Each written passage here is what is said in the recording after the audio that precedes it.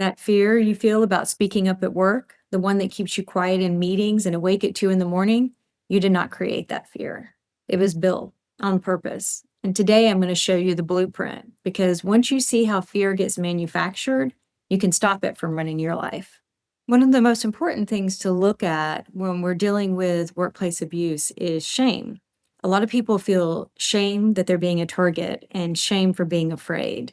And I think it's really important to reframe this because that fear and shame that you're feeling is not a form of weakness, and it's also not your imagination. People do get punished for speaking up, and retaliation is one of the most common charges filed with state agencies and federal agencies in the US year after year. Your nervous system is reading the room correctly.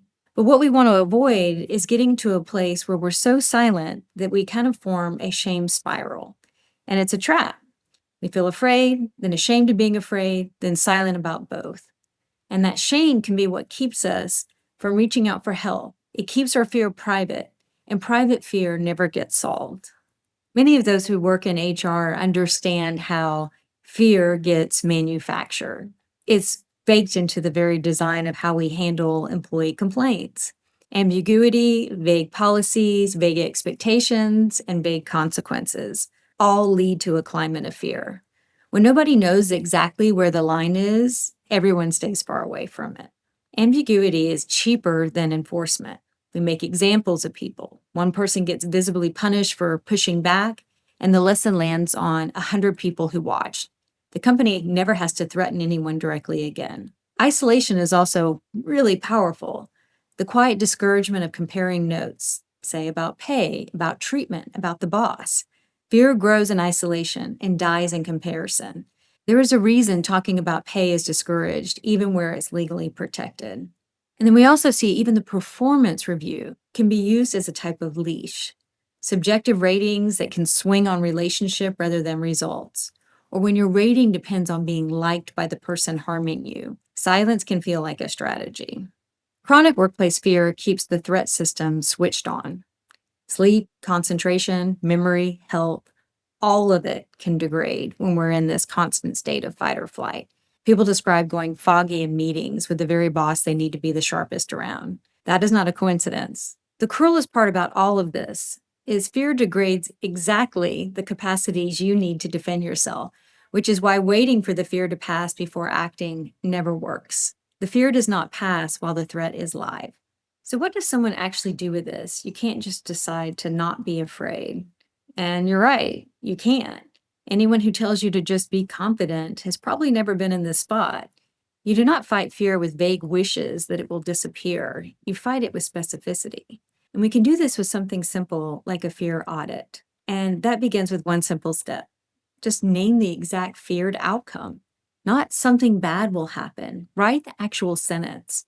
If I report this, I will be fired immediately. If I push back, I will get frozen out of projects. Fear is loudest when it's vague. Next, think about each feared outcome and ask yourself, how likely is this honestly? And if it happened, what exactly would I do next? Fear treats every outcome as both certain and unsurvivable.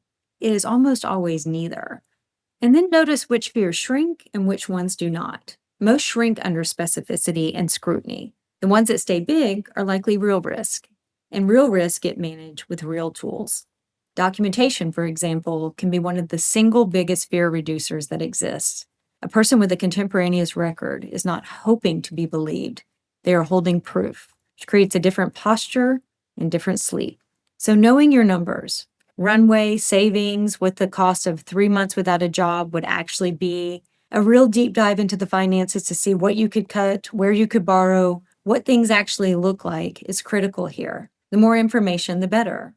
So the vague fear of I would be ruined may not survive contact with an actual budget. As we noted before with isolation, which can really just amplify your fear, one conversation or an attorney consult, or even a conversation with a mentor or trusted peer can help enormously. It level sets reality, challenges some of our assumptions, but fear is also claustrophobic, and a single outside voice can break that seal. Making a decision either way, so deciding to stay and build the file or deciding to leave on your own timeline, both beat limbo. And limbo is where fear lives. It is the not deciding that often grounds people down the most. Sometimes fear is the accurate read of a place that will not change, and this place will punish anyone who tries. So it's important to understand that there's a distinction between fear that says prepare versus fear that says leave. If you have documented, escalated properly, and asked for reasonable things, and the response was punishment, that fear is not a problem to manage.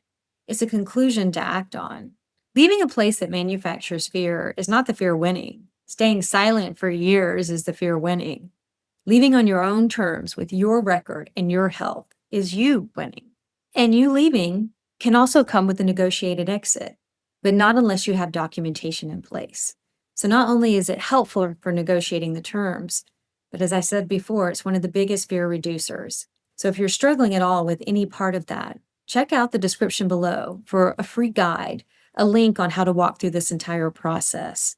And be sure to check out fairpathproject.com, where we have free resources to help you quickly put together timelines based on your own experience in a way that will really support this process. And we also have coaches to help you navigate some of the toughest moments if you need it.